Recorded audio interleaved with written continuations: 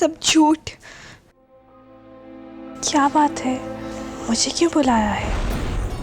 तुम्हें तसल्ली देने के लिए, तुम्हें ये बताने के लिए कि ये बुरे दिन जल्द खत्म हो जाएंगे,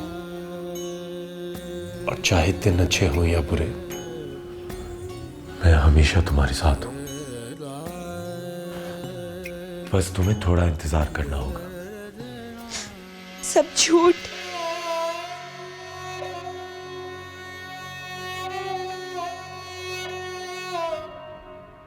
हाँ, सब झूठ ही होता है। जो भी कहा जाता है मक्ती होता है, दिल लगी होती है। जो तेरे मेरे जैसों के दिल की लगी बन जाती है।